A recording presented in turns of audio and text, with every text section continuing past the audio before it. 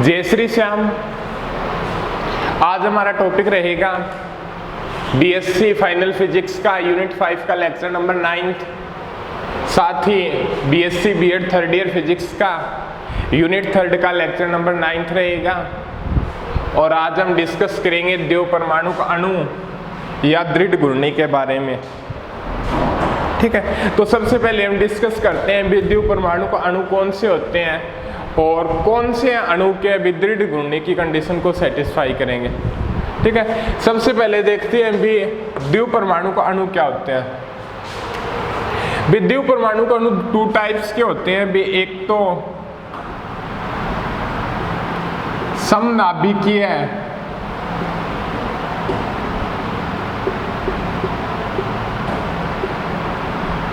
द्रव परमाणु का अणु और एक विषमनाभिकीय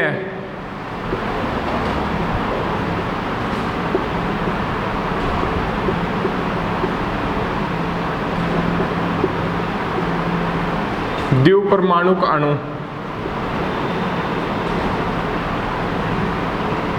ठीक है, समनाभिकीय द्रव परमाणु का अणु में वो अणु आते हैं जिनमें दोनों परमाणु क्या होते हैं भी समान होते हैं। दोनों परमाणु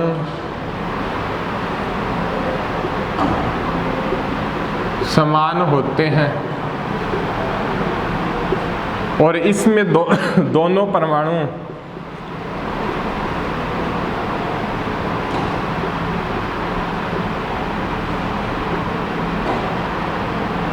समान नहीं होते। ठीक है, तो इस कंडीशन के अंदर क्या होते हैं भी कौन से आएंगे। एग्जाम्पल दे तो इसके H2, O2, N2, Cl2 इत्यादि। ठीक है, और इस कंडीशन के अंदर आपके कौन से आएंगे।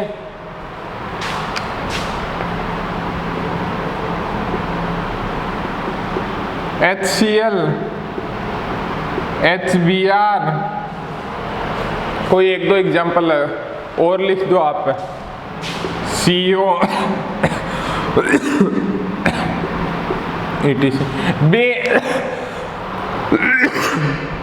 द्रव परमाणु अणु के बारे में 2 प्रकार के हो गए भी, एक तो समनाभिकीय द्रव परमाणु अणु और एक विषमनाभिकीय द्रव परमाणु अणु। समनाभिकीय द्रव परमाणु अणु कौन से होते हैं जिनमें क्या होते हैं भी दोनों परमाणु क्या होते हैं भी समान होते हैं और इनके अंदर दोनों परमाणु क्या होते हैं भी समान नहीं होते। ठीक है, अब एक आपने डिस्कस किया था भी, एक ये भी पढ़ा होगा भी आपने पास अध्रुवीय अणु और ध्रुवीय अणु कौन से होते हैं।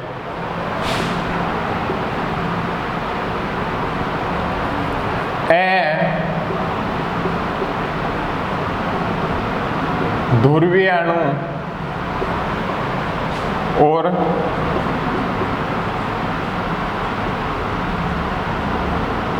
ध्रुवीय अणु। अध्रुवीय अणु कौन से होते हैं और ध्रुवीय अणु कौन से होते हैं। अध्रुवीय अणु के बारे में बता हुए जिन अणुओं के अंदर धनात्मक आवेश का केंद्र ऋणात्मक आवेश के केंद्र के संपाती होता है वो अणु क्या कहलाते हैं भी अध्रुवीय अणु कहलाते हैं। और ध्रुवीय अणु कौन से होते हैं भी जिन अणुओं के ऋणात्मक आवेश का केंद्र धनात्मक आवेश के केंद्र के संपाती नहीं होता वो क्या कहलाएंगे भी आपके ध्रुवीय अणु कहलाएंगे। एक बार और बता दें भी आपको अध्रुवीय अणु कौन से अणु होते हैं भी जिन अणुओं में ऋणात्मक आवेश का केंद्र धनात्मक आवेश के केंद्र के क्या होता है भी संपाती होता है वो तो क्या कहलाएंगे भी अध्रुवीय अणु कहलाएंगे। और इन अणुओं के लिए द्रव द्रव आघूर्ण का मान क्या होता है भी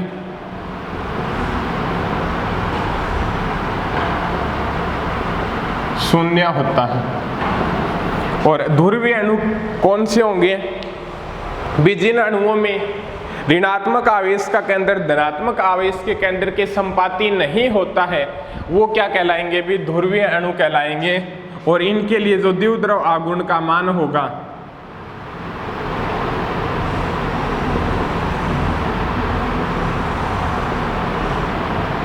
वो शून्य नहीं होता। द्विध्रुव आघूर्ण की क्या कुछ न कुछ वैल्यू क्या होगी भी जरूर होगी। ठीक है, इनके एग्जाम्पल कौन से हो जाएंगे भी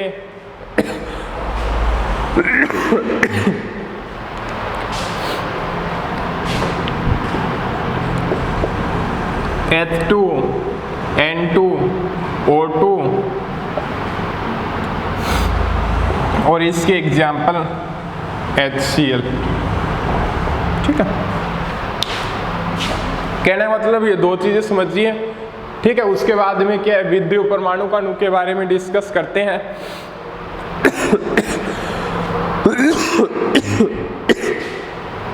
बेस के अंदर द्विपरमाणु अणु दो टाइप्स के होते हैं, एक तो समनाभिकीय द्विपरमाणु अणु और एक विषमनाभिकीय द्विपरमाणु अणु। समनाभिकीय द्विपरमाणु अणु कौन से होते हैं, जिनके दोनों परमाणु क्या होते हैं भी समान होते हैं, वो क्या कहलाते हैं भी आपके समनाभिकीय द्विपरमाणु अणु कहलाते हैं। और विषमनाभिकीय द्विपरमाणु अणु कौन से होते हैं, जिनके दोनों परमाणु क्या है भी समान नहीं होते, वो क्या कहलाएंगे भी विषमनाभिकीय द्विपरमाणु अणु कहलाएंगे। और अध्रुवीय अणु और ध्रुवीय अणु क्या होते हैं भी अध्रुवीय अणु क्या होते हैं, जिन अणुओं में ऋणात्मक आवेश का केंद्र धनात्मक आवेश के केंद्र के संपाती होता है, वो अध्रुवीय अणु कहलाते हैं। अध्रुवीय अणुओं के द्विध्रुव आघूर्ण का मान क्या होता है भी शून्य होता है। और ध्रुवीय अणु क्या होते हैं, जिन अणुओं के अंदर ऋणात्मक आवेश का केंद्र धनात्मक आवेश के केंद्र के संपाती नहीं होता, वो ध्रुवीय अणु कहलाते हैं। इनके लिए द्विध्रुव आघूर्ण का मान क्या होता है भी कुछ न कुछ जरूर होता है, और इनका एग्जाम्पल हो गया अभी HCl। अब क्या होता है भी द्विपरमाणु अणु कौन से द्विपरमाणु अणु दृढ़ घूर्णी कहलाते हैं। अब ये बात एक स्पष्ट रूप से बात करता है भी आपके पास द्विपरमाणु अणु के मध्य दोनों परमाणु के भी एक निश्चित दूरी पर हो और स्वतंत्र अक्ष के प्रति घूर्णन करते हो, तो वो अणु क्या कहलाएंगे, वह द्विपरमाणु अणु क्या कहलाएगा भी दृढ़ घूर्णी कहलाएगा या दृढ़ घूर्णक कहलाएगा। तो इस कंडीशन के लिए कौन से अणु होंगे, इन कंडीशन के अंदर क्या भी अणुओं के बीच का अणुओं के बीच की दूरी क्या होती है भी शून्य होती है। ये होगा भी P इक्वल टू क्या होता है भी आपका द्विध्रुव आघूर्ण P होता है QD। दूरी क्या होती है भी शून्य होती है, जिसके कारण क्या होता है भी द्विध्रुव आघूर्ण का मान क्या होता है भी शून्य होता है। तो ऐसी कंडीशन कौन से अणु शो करेंगे भी स्थायी द्विध्रुव आघूर्ण वाले शो करेंगे। ठीक है, स्थायी द्विध्रुव आघूर्ण वाले अणु क्या है ऐसी कंडीशन को शो करेंगे। बता देंगे भी थोड़ा सा इनके लिए भी, और बता दे भी अध्रुवीय अणु के मध्य जो दोनों परमाणु है उनके बीच की दूरी क्या होती है भी शून्य होती है, और इनके मध्य क्या है भी दोनों के बीच की दूरी क्या होती है भी नहीं शून्य नहीं होती। ठीक है, अब बात करते हैं भी कौन से अणु द्विपरमाणु का अणु कहलाएंगे या दृढ़ घूर्णी कहलाएंगे।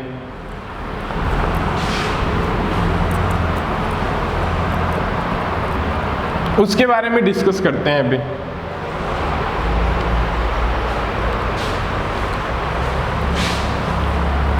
यदि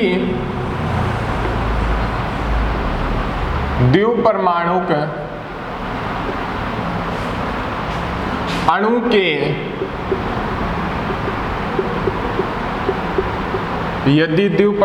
अणु के दोनों परमाणु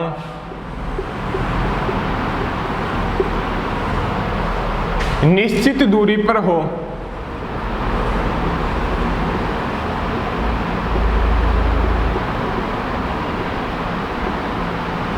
यदि द्विपरमाणु अणु के दोनों परमाणु निश्चित दूरी पर हो तथा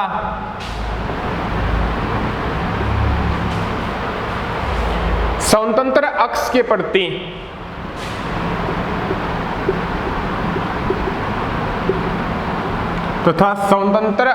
प्रति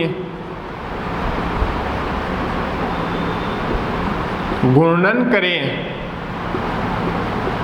तो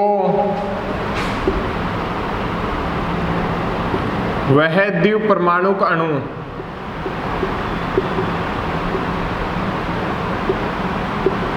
तो वह द्विपरमाणु का अणु दृढ़ घूर्णी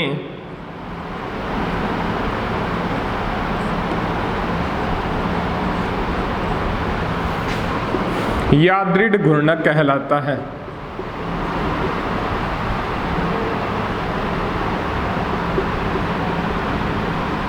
ठीक है, विदृढ़ घूर्णी या दृढ़ घूर्णक कौन सा द्विपरमाणु का अणु कहलाएगा? यदि द्विपरमाणु का अणु के दोनों परमाणु क्या एक निश्चित दूरी पे हो तथा स्वतंत्र अक्ष के प्रति घूर्णन करें तो वह द्विपरमाणु का अणु क्या कहलाएगा? दृढ़ घूर्णी या दृढ़ घूर्णक कहलाएगा। ठीक है, अब के भी उसके बाद में आगे देखते हैं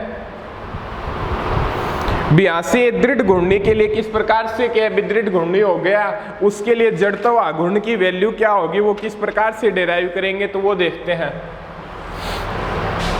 अब ये मान लीजिए भी आपके पास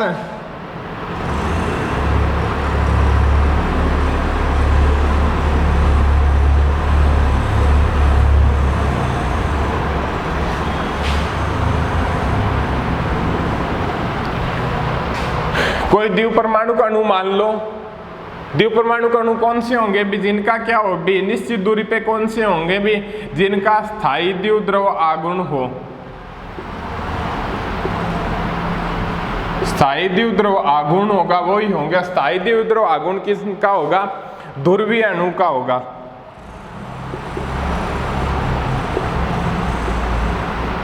ध्रुवीय अणु होगा। तो ये मान लो कि भी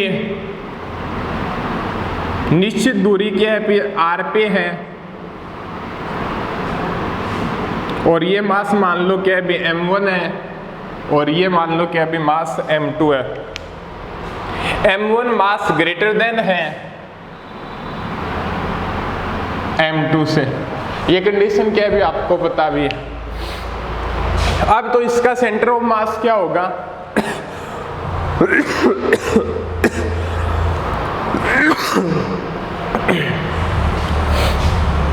इसका सेंटर ऑफ मास क्या होगा भी? सेंटर ऑफ मास निकालेंगे तो सेंटर ऑफ मास की कंडीशन के अकॉर्डिंग बताते हैं भी जिसका मास ज्यादा होगा द्विपरमाणु का अणु के अंदर, जिस परमाणु का मास ज्यादा होगा उसी के नजदीक क्या होगा भी आपका सेंटर ऑफ मास होगा।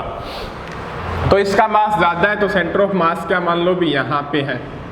तो ये डिस्टेंस मान लो r1, c से डिनोट कर दो सेंटर ऑफ मास, और ये मान लो क्या है भी आपकी r2। एक मान ली क्या अभी आपने सेंटर ऑफ मास से दूरी r1 मान ली और एक मान ली भी सेंटर ऑफ मास से दूरी क्या है भी r2 है।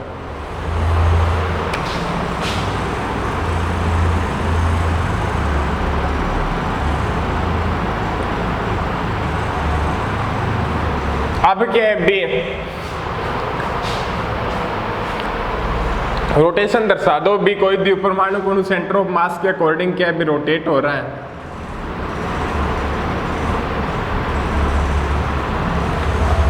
और एक इसकी दर्शा दो।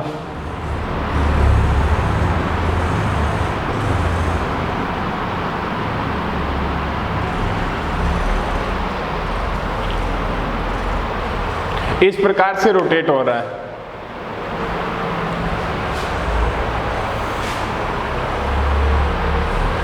ठीक है,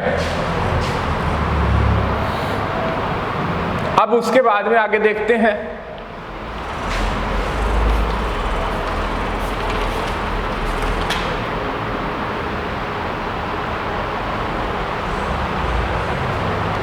थोड़ा सा मिस्टेक हो गई।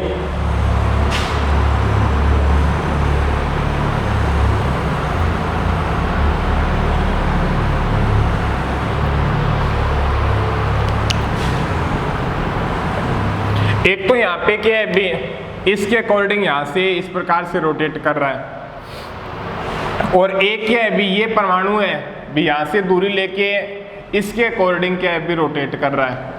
तो इस प्रकार से होगा भी, ये हो गया यहाँ पे। ठीक है, तो ये रोटेट करेगा तो इस प्रकार से क्या भी जाएगा। ठीक है, यहाँ से आया और r1 डिस्टेंस के अकॉर्डिंग रोटेट हो रहा है। तो एक यहाँ पे सेंटर ऑफ मास है, ठीक है, इसकी हो गई। अब ये आएगा तो इधर से जाएगा और इधर से लेके आएगा।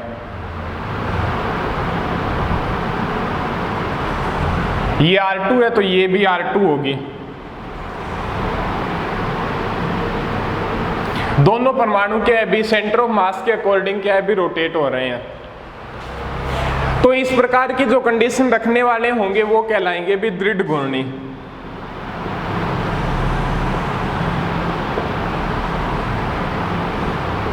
दृढ़ घूर्णी क्या होता है भी, यदि द्विपरमाणु अणु के दोनों परमाणु निश्चित दूरी पे हो और अपने सेंटर ऑफ मास की रेखा के अनुदिश रेखा के लंबवत क्या होते हैं भी घूर्णन करते हो, तो ऐसी कंडीशन रखने वाले द्विपरमाणु अणु क्या कहलाएंगे भी दृढ़ घूर्णी कहलाएंगे।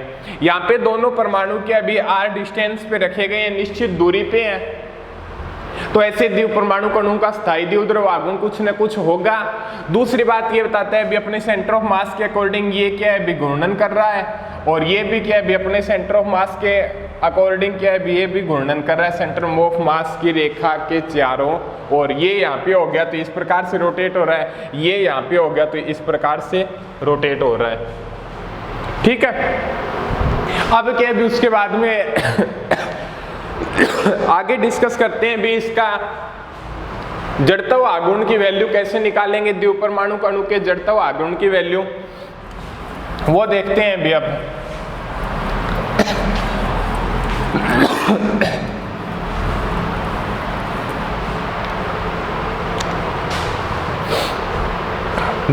किसी द्विपरमाणु अणु के अंदर दो परमाणु है, एक तो क्या है भी M1 है और एक क्या है भी N2 है, और वो क्या है भी निश्चित दूरी क्या है भी r के ऊपर रखे हुए हैं। तो अब एक बात सामने ये आती है कि दृढ़ घूर्णी होने के लिए आवश्यक है कि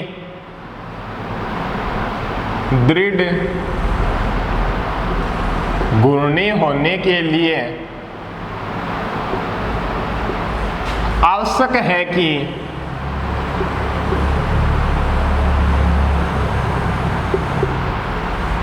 दृढ़ घूर्णी होने के लिए आवश्यक है कि ये डिस्टेंस हमेशा क्या रहे भी कांस्टेंट बनी रहे।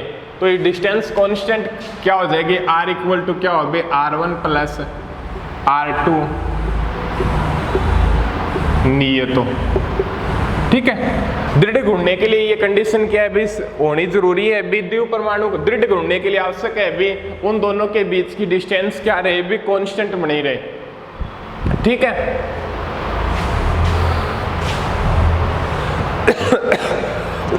और सेंटर ऑफ मास की कंडीशन क्या होती है भी,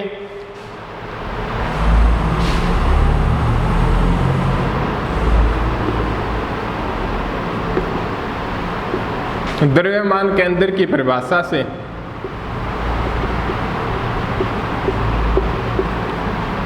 वो क्या हो जाएगी भी M1 R1 M2 R2 के क्या होना चाहिए भी इक्वल होना चाहिए। सेंटर ऑफ मास की डेफिनेशन के अकॉर्डिंग होता है, और इसी अकॉर्डिंग के बोलते हैं भी दो परमाणु दिए गए हो तो सेंटर ऑफ मास कहाँ पे होगा, जिस परमाणु का क्या है भी द्रव्यमान मास ज्यादा है उसके नजदीक क्या होगा भी सेंटर ऑफ मास होगा। ठीक है, तो समीकरण 1 व 2 से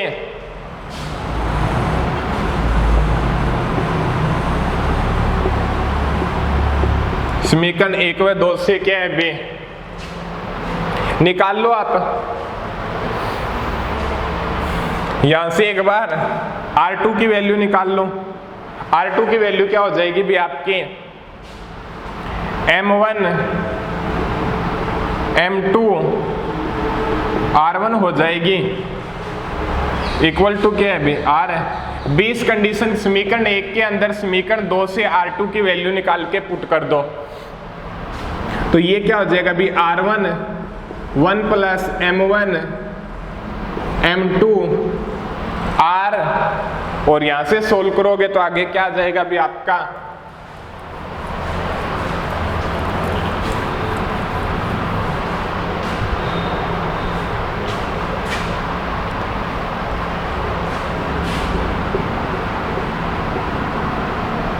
M2 ले लिया तो ये क्या हो जाएगा भाई, M2 प्लस M1 और R1 की वैल्यू क्या आ जाएगी भाई आपकी, M2 M1 plus M2 R, समीकरण नंबर 3। यही चीज आएगी भी आपके पास R1 की वैल्यू। और उसी कंडीशन के अकॉर्डिंग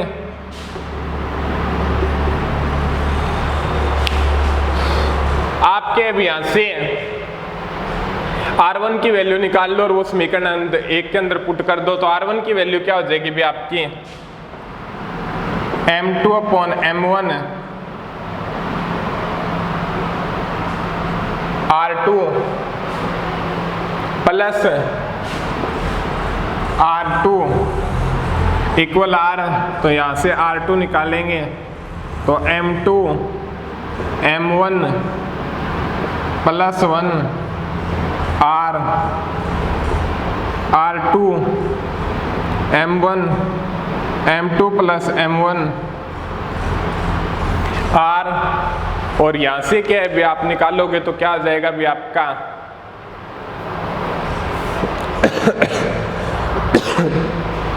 R2 की वैल्यू निकालोगे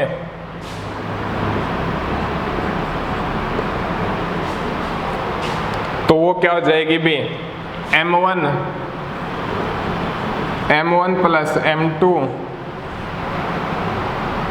और R, ये समीकरण नंबर होगी भी आपकी 4। ठीक है, अब क्या भी उसके बाद में समीकरण और 3 और 4 की वैल्यू पुट हुई है, उनका यूज करके क्या है द्वितीय परमाणु कणों का जड़त्व आघूर्ण निकाल देंगे। तो ये कंडीशन क्या है यहां से साफ कर देते हैं।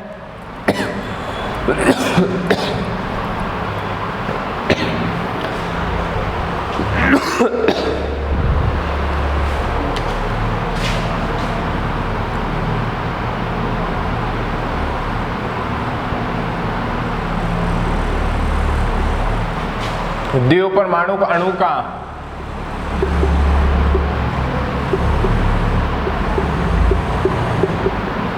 जड़त्व आघूर्ण वो क्या हो जाएगा अभी,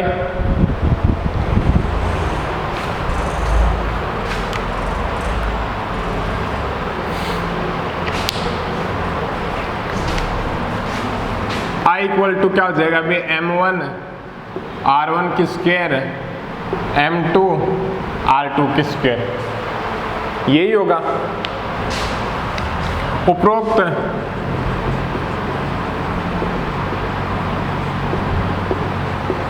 समीकरण में समीकरण 3 व 4 का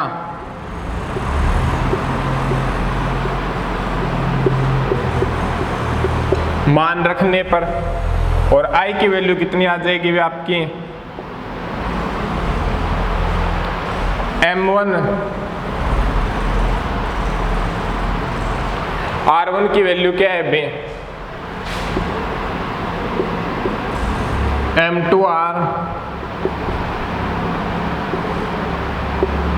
स्क्वायर M2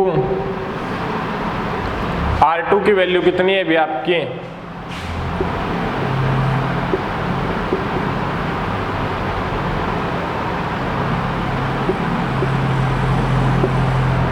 ये चीज हो गई। ठीक है, अब क्या भी इसको देखते हैं तो आगे क्या होगा। अब भी I equal to M1 M2 square R square M1 plus M2 की square M2 M1 square R square M1 plus M2 की स्क्वायर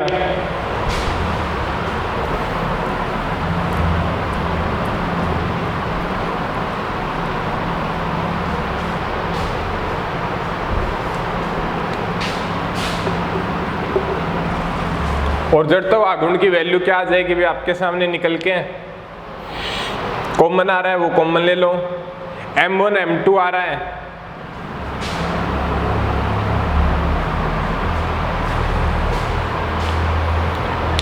m1 आ रहा है, m2 आ रहा है, आर स्क्वायर आ रहा है, नीचे m1 प्लस m2 की स्क्वायर आ रही है, और अंदर क्या रह रहा है अभी आपका m1 प्लस m2 रह रहा है, तो यहाँ से कैंसिल आउट हो जाएगा, तो ये क्या हो जाएगा अभी m1 m2 m1 plus m2 are square, ये चीज आ गई, ठीक है। और यहाँ से ये फैक्टर आता है भी m1 m2 upon m1 plus m2 क्या होता है भी आपका म्यू से डिनोट करते हैं, और वो क्या होता है भी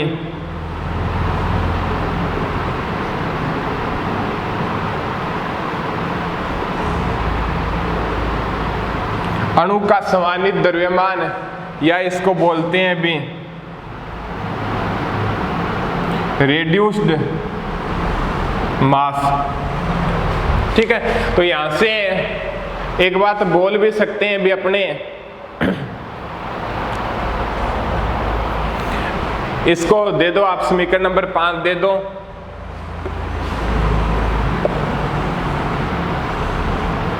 और समीकरण 5 के अकॉर्डिंग क्या है भी एक कंडीशन बोल सकते हैं भी किसी द्विपरमाणु का अणु का जड़ता आघूर्ण म्यू के, यदि किसी द्विपरमाणु का अणु का स्वतंत्र अक्ष के प्रति जड़ता आघूर्ण यदि सिंगल म्यू द्रव्यमान के जड़ता आघूर्ण के क्या होता है भी बराबर होता है।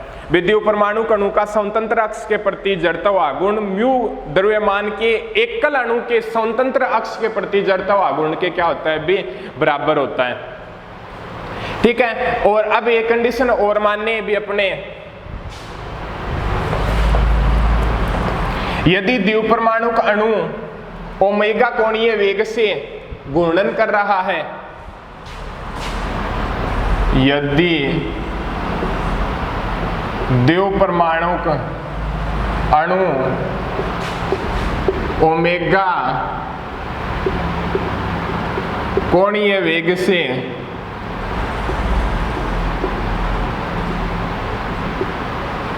घूर्णन कर रहा है, तो उस कंडीशन के अंदर क्या होगा भी वो देखते हैं।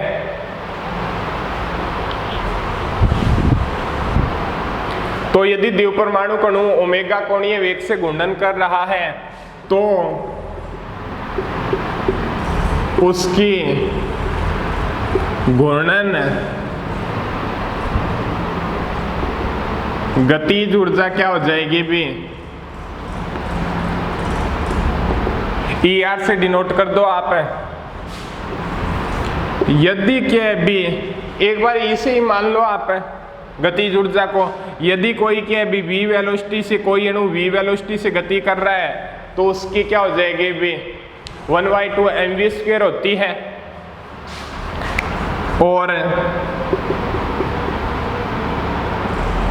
यदि कोई अणु क्या भी v वेलोसिटी से गति कर रहा है तो उसकी गतिज ऊर्जा क्या हो जाएगी 1/2 mv² हो जाएगी। और v क्या होता है भी आपका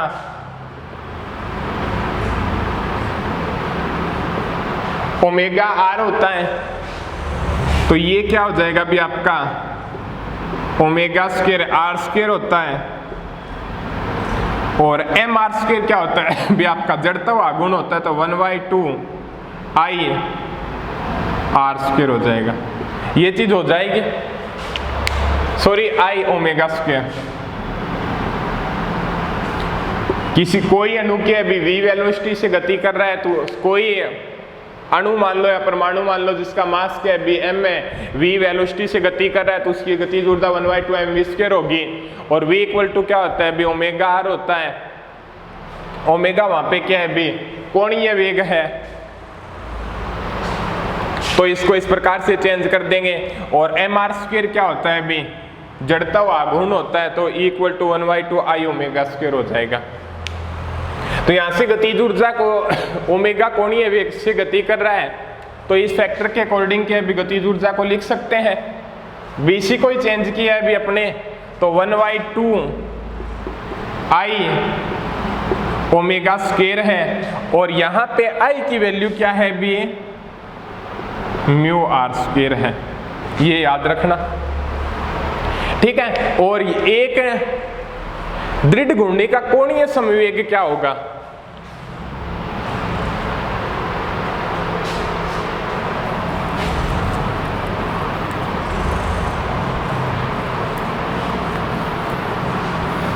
दृढ़ घूर्णी का कोणीय समवेग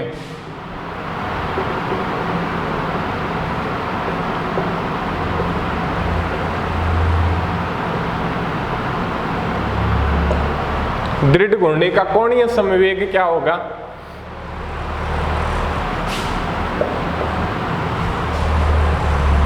जे से डिनोट करते हैं आई ओमेगा से। ये दृढ़ घूर्णी का क्या है? अभी कोणीय समवेग कहलाता है। ठीक है, तो इसको इस फैक्टर के अंदर चेंज करेंगे तो ये क्या हो जाएगा अभी आपका जे स्क्वायर और आपका 2i। इस प्रकार से क्या भी आप लिख सकते हो। ठीक है, कहने का मतलब कोई द्विपरमाणु अणु या दृढ़ घूर्णी की बात हो रही है यहाँ पे। दृढ़ घूर्णी कौन सा कहलाता है? कौन सा द्विपरमाणु अणु दृढ़ घूर्णी कहलाएगा? यदि के भी किसी अणु के दोनों परमाणु एक निश्चित दूरी पर हो और अपने सेंटर ऑफ मास के लंबवत क्या हो भी घूर्णन कर रहे हो, तो ऐसी कंडीशन वाले द्विपरमाणु का अणु क्या कहलाते हैं? भी दृढ़ घूर्णी कहलाते हैं। और यदि दृढ़ घूर्णी के अभी ओमेगा कोणीय वेग से गति कर रहा है तो उसकी गतिज ऊर्जा क्या हो जाएगी? बी कोई सिंगल परमाणु के अभी वी वेलोसिटी से गति कर रहा है 1/2 mv स्क्वायर हो जाएगी। वी को क्या है ओमेगा में लेके आना है, ओमेगा के अंदर चेंज कर दो तो वहां से चेंज करेंगे mr स्क्वायर आई हो जाए 1/2 i ओमेगा स्क्वायर हो जाएगा। तो ये लिख देंगे। और आई यहाँ पे क्या है? बी द्विपरमाणु अणु का जड़ता हुआ आघूर्ण है और द्विपरमाणु दृढ़ घूर्णी का या द्विपरमाणु अणु का कोणीय संवेग ये होता है, तो इस फैक्टर के अंदर चेंज कर देंगे। और एक सिद्ध कीजिए कि एक बार कई बार ये भी पूछ लेता है भी अपने ये चीज फाइंड की थी। ठीक है, और यहां पे आई क्या था? किसी द्विपरमाणु अणु का जड़ता हुआ आघूर्ण, या लिख सकते हैं भी ये पूछ लेता है भी द्विपरमाणु अणु का स्वतंत्र अक्ष के प्रति जड़ता आघूर्ण म्यू द्रव्यमान के एकल कण के स्वतंत्र अक्ष के प्रति जड़ता आघूर्ण के तुल्य होता है।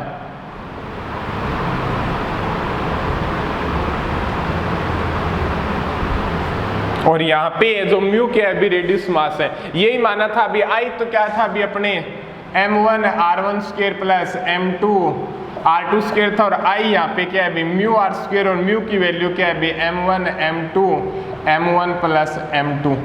भी म्यू सम्मानित द्रव्यमान के क्या है भी एकल कण के स्वतंत्र अक्ष के प्रति जड़ता आघूर्ण के तुल्य होता है। ये भी पूछ लेता है भी सिद्ध कीजिए कि द्विपरमाणु अणु का स्वतंत्र अक्ष के प्रति जड़ता आघूर्ण म्यू द्रव्यमान के एकल कण के स्वतंत्र अक्ष के प्रति जड़ता आघूर्ण के क्या होता है भी बराबर होता है। तो इस प्रकार की कंडीशन भी क्या है भी पूछ लेता है। और ये था भी आपका द्विपरमाणु अणु या दृढ़ घूर्णी। ठीक है, आगे डिस्कस करते हैं अभी अगले लेक्चर के अंदर।